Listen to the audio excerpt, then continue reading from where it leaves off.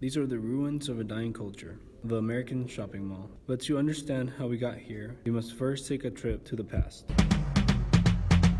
Everybody come and play. Throw every last care away. Let's go to the mall today.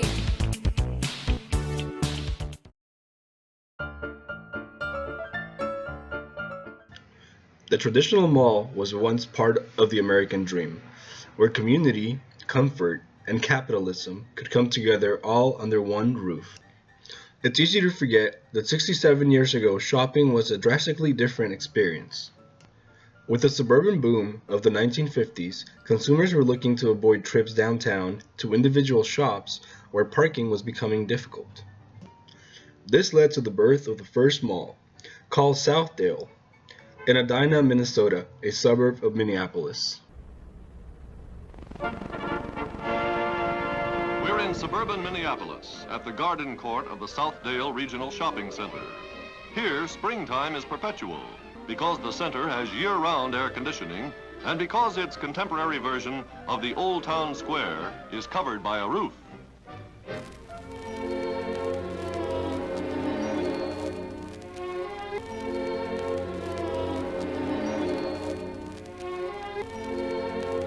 The traditional mall was once part of the American dream, where community, comfort, and capitalism could come together all under one roof. The man credited with inventing the enclosed shopping mall was a fervent socialist and utopian thinker, Victor Gruen. An architect and refugee from Nazi-occupied Austria, missed the cafes and boulevards of his beloved Europe. He imagined malls as centers of communal life in soulless American suburbs, where the pursuit of happiness would be number one, and even the problem of parking could be solved. From the get-go, malls were a huge success. They were like magnets, and soon became America's most popular and profitable suburban destination. During the 1970s and 1980s, a new and enclosed mall opened somewhere in America every 3 or 4 days, no matter the demographics. Frenzied shoppers couldn't get enough of the mall. At times, you'd have large groups of people on any given day of the week waiting outside malls impatiently, breaking down doors to scramble for bargains. Empty shopping malls littered across the country. The Wall Street Journal is reporting the future for the mall may not involve stores at all. Joining us right now in a Fox Business exclusive is Bob Sulentek. He is the CEO and president of CBRE. Great to see you, Bob. Good morning, Maria. Thanks so much for joining us. So you are a titan in real estate, commercial real estate. How do you see the mall evolving in the next, let's call it 5 years? Well, there's a lot of changes going on. There's some real challenges in certain areas for certain types of malls, and there's some real success stories. I think where the success is going to be in the mall of the future is going to be around experiences, a mixture of uses, some associated with lifestyle opportunities to do things like work out, lots of food and beverage concepts, but there still will be places to go in there and buy clothes and electronics and so on. Wait! Don't close the mall! The Grand Front Osaka Umeda, Japan, is a 6-story shopping mall located in Japan's second largest city, Osaka, and developed an entrepreneurial ecosystem. The Grand Front retail and office complex is a typical upscale mall with designer shops, restaurants, and a 5-star hotel attached. Commercial space at the Grand Front is exclusive. The retailers must offer an innovative, futuristic, or high-tech experience for consumers in order to get a lease. A city farm growing herbs and vegetables to supply a health food restaurant co-owned by a well-known restaurateur and pharmaceuticals giant Roto. The fast food outlet uses greenhouses to grow its own vegetables for restaurant use. The lab is like an entertainment center that is staffed with innovators who demo prototypes and collaborate a new shopping experience with technology.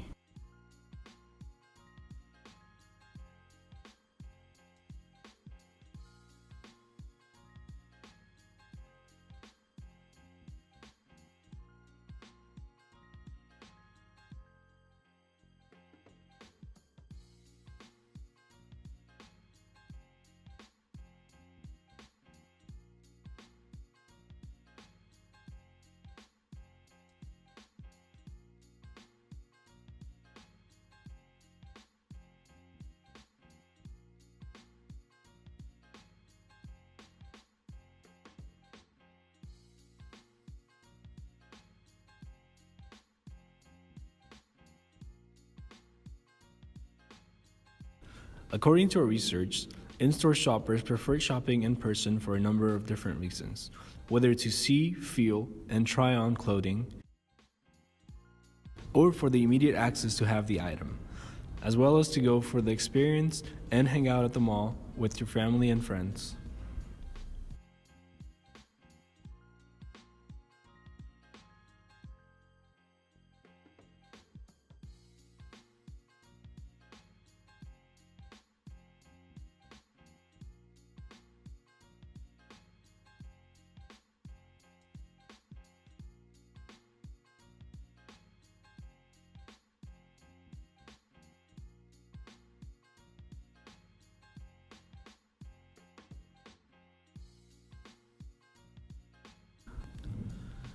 China has the world's largest e-commerce economy at $562 billion, second to the US with $349 billion worth of business.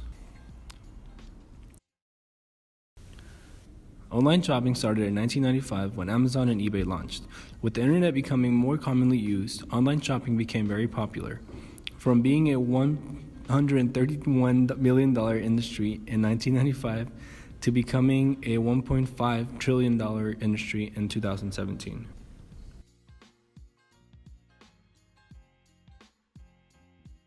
Yeah, shopping is great. You get to get all the great things that are on sale. You get to buy all the things that you want, that you dream about, all the stuff.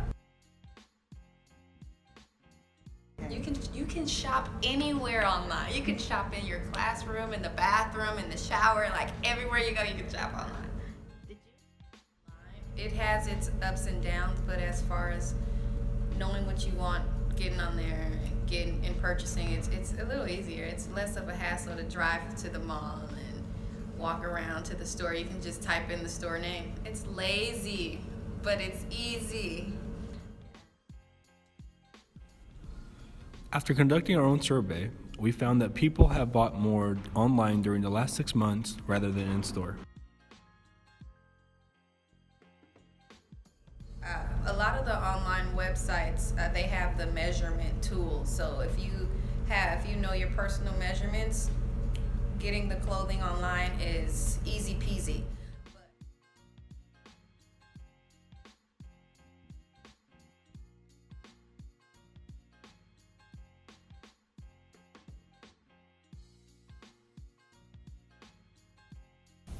As can be expected, the older the age, the greater the decline in online shopping intent.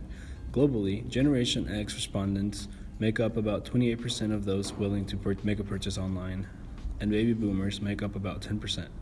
The silent generation contributes roughly 2%. The youngest age group, Generation Z, represents about 7% of those who intend to purchase online.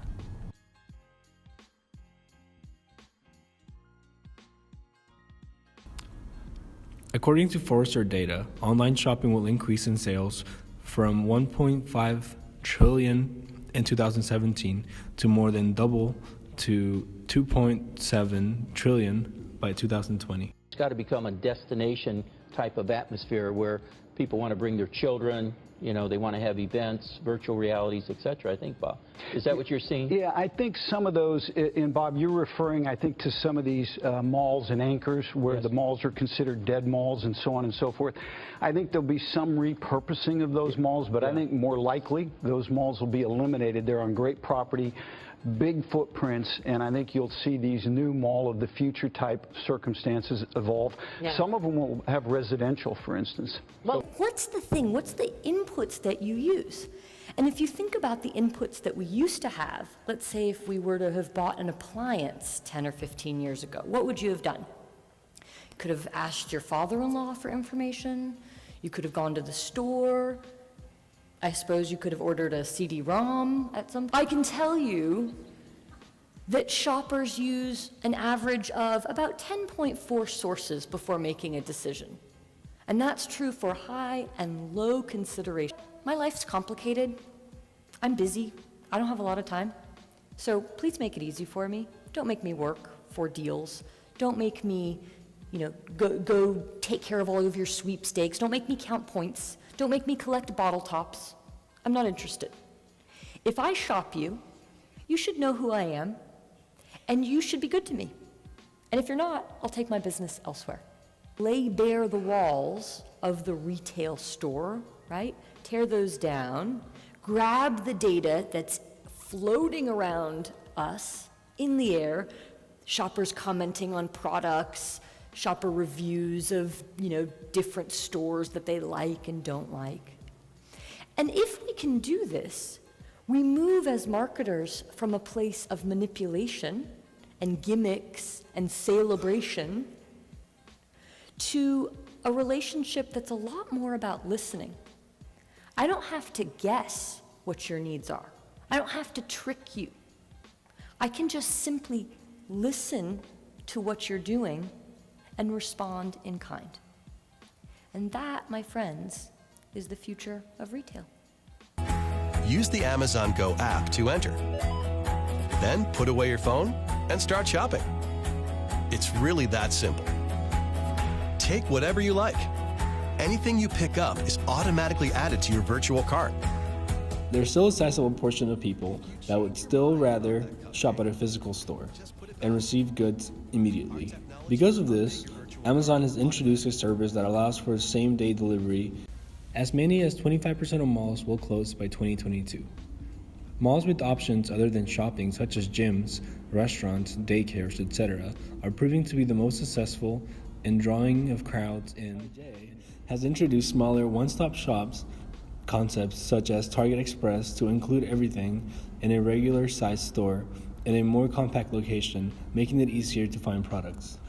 The stores have also introduced methods of shopping from home and simply dropping by the store anytime to pick up the products. So how to extend the life of shopping malls? The key is the continuance of visitation. Responding to rapidly developing technologies such as virtual reality.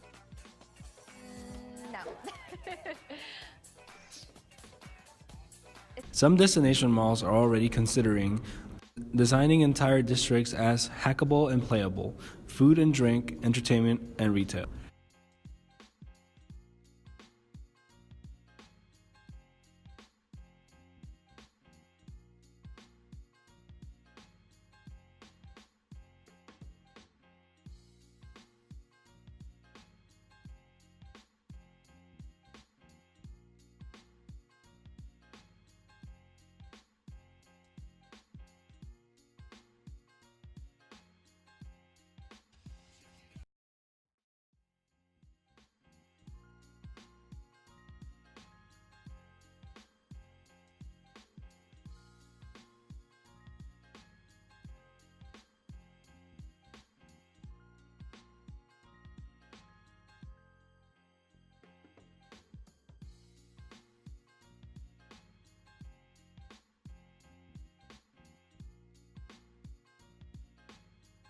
Digital technologies and changing shopping habits are a clear threat to traditional retail business models.